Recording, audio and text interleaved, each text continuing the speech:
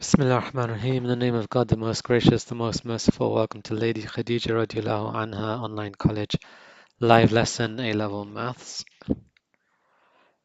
Today we are looking at a new topic within the trigonometric equation chapter, and this is an advanced technique and it's very useful.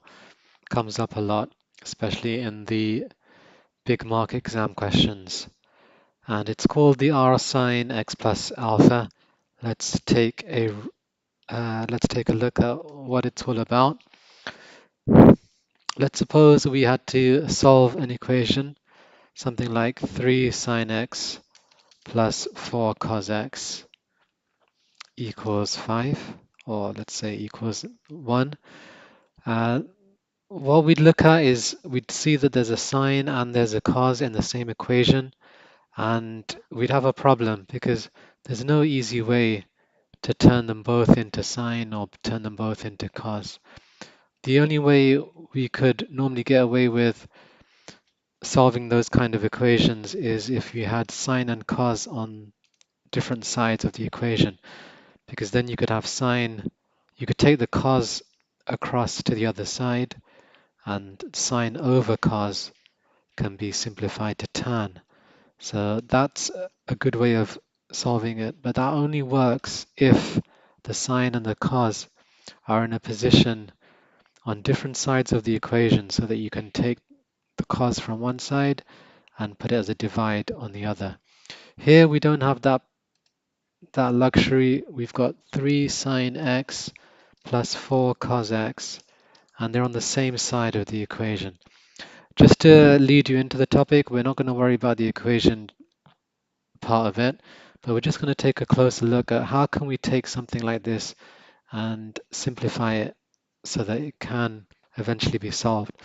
And the answer is this R sine x plus alpha form. So what this is saying is that you can simplify anything that looks like the above, looks like the first line, as in it's got a sine x plus a cos x, into something which is just sine only. It doesn't have any cos anymore.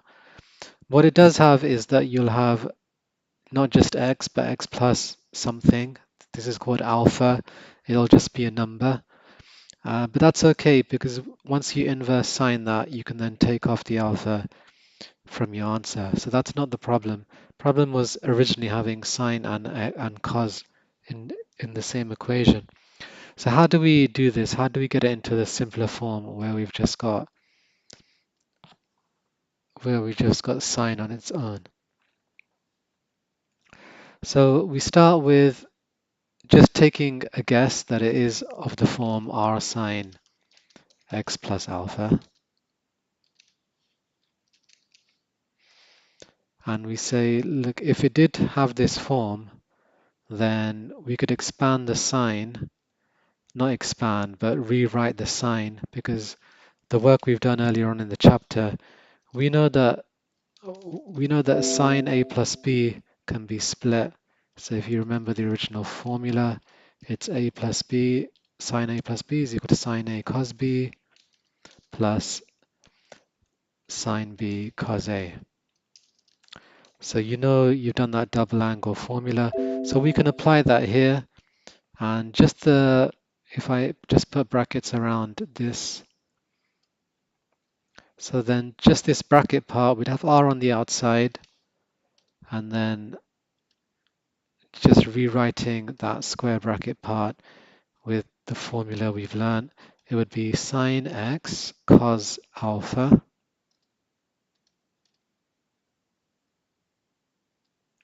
plus, you should get to a point now where you're doing it from memory, so I haven't put that formula there, but you can remember the sine one's easy to remember. It's really just a repeat, sine x cos alpha, but when it repeats it just switches the angles, so it's sine alpha now cos x.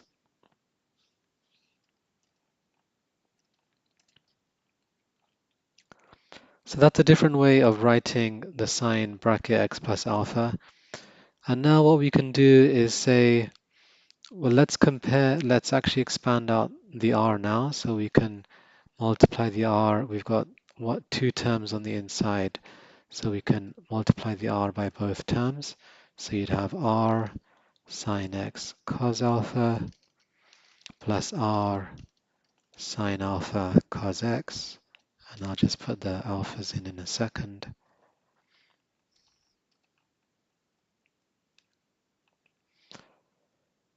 And you're probably thinking, well, we were supposed to make the original equation simpler, but we've done something that's quite complicated. But it's not really, because now what we can say is we can compare the original to what we've got here. And what we're trying to do is figure out what r and alpha is. So we're just going to do a direct comparison. We're going to say, look, this bit has got sine x in it. You can see the sine x here. So let's box the sine x.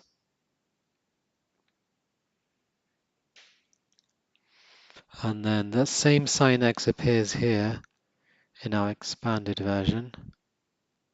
So that means whatever's left, in this case the 3, has to be equal to whatever's left here, which is the r together with the cos alpha. So let me just do that neatly. The sine x matches this sine x, so that means the r times the cos alpha, that has to match the 3. So let's write that separately. We can say, based on that first term, if the sine x matches, and we're saying that this whole thing is equal to each other, then the 3 from the top has to match the r cos alpha. And that'll help us figure out what r and alpha are in a second. So then, if that worked for the first term, let's take a look at the second term now. Let's use a different color. And we're going to say, look, the cos x matches perfectly here. So that means everything else must be a match as well. So here, if I use purple, then the 4 that's left over has to be matching the leftover bit here. So now I can set up that as an equation, and I can say the 4 has to be equal to sine alpha, r sine alpha. Let's put these two equations next to each other, and then let's use a familiar trick, which is when I've got a sine and a cos. I know that sine divided by cos will make tan, so let me divide the top equation by the bottom equation. So on the left hand side, I get 4 divided by 3. I can just leave that as a fraction. On the right hand side, the r, whatever's in the same on the top and the bottom, which is the r, cancels. So you're just left with sine alpha over cos alpha, which makes tan alpha.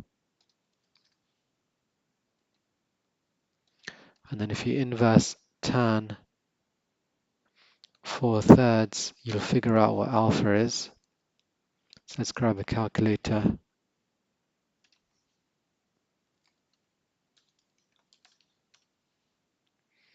You can do it as well. Just type in 4/3 on your calculator or inverse tan that, whichever. On your calculator, most likely you press inverse tan and then 4/3. On this one, it's a little bit different, but here you go. It's 53.13. So I can write that alpha is equal to 53.13. And now to get r, we're going to take advantage of Pythagoras. And all we have to do is 3 squared plus 4 squared, and then square root that.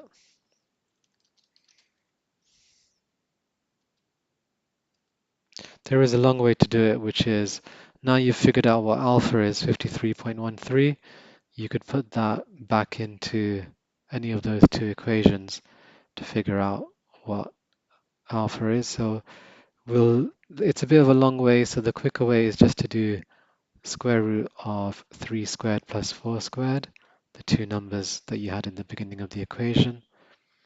So that becomes 9 plus 16 is 25, square root that becomes 5. So that means that r is equal to 5. Let's just do it the other way just to check. We know that alpha is 53.13. So we could say that, let me just make a bit of room. So the other ways to do it was be to take one of the equations we had before,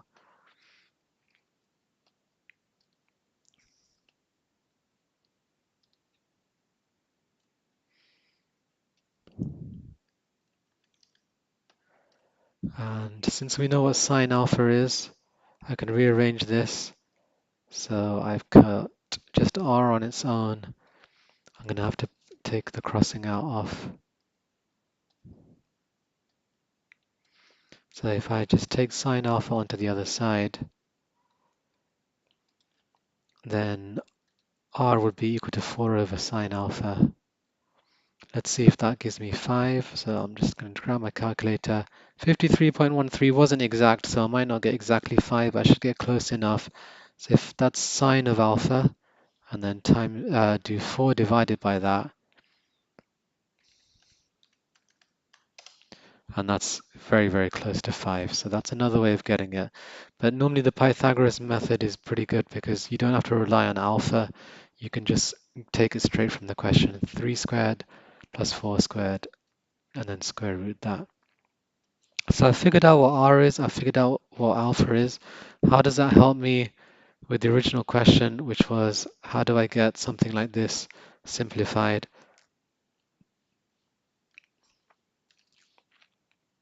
So it does simplify, and now I know what it simplifies to. So if I just take that to a new screen, then what I'm saying is that 3 sine x plus 4 cos x, that's an equation I don't really want to try to solve. It's got sine is different to cos, cos is different to sine, but I can put it into this format here where I've not got cos anymore, I've just got sine. What value am I going to use for r? I'm going to use the value that I just calculated on the other side, which is 5. So I'm going to use 5 for r.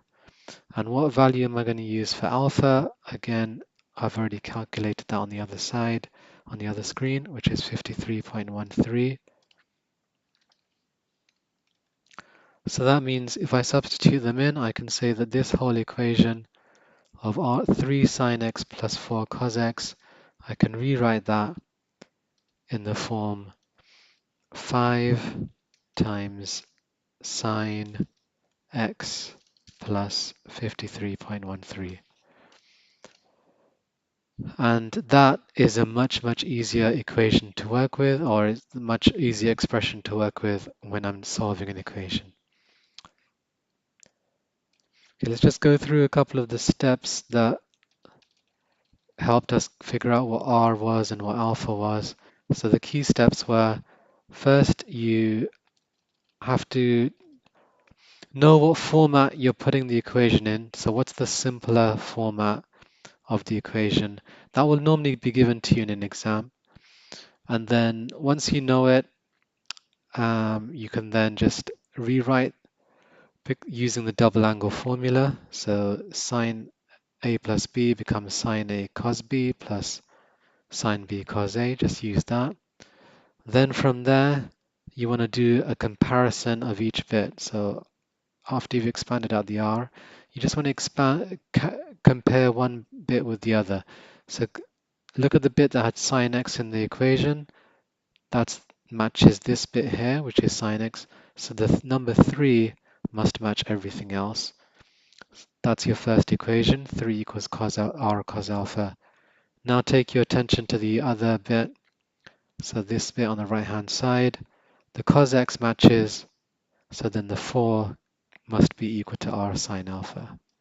So it's that matching that really is helpful. Then put one equation underneath the other, divide, the sine over cos will turn into tan, and then you can inverse tan that to get what alpha is.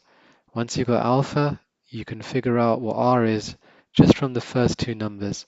Use Pythagoras, 3 squared plus 4 squared, square root that, and that'll give you 5, and that'll tell you what r is. Once you know what r is, and once you know what alpha is, then it's just plugging it in to the simpler form of the expression, and then that's what you're going to work with. Okay, join me again for more on trig equations. Assalamu alaikum wa rahmatullahi wa barakatuh.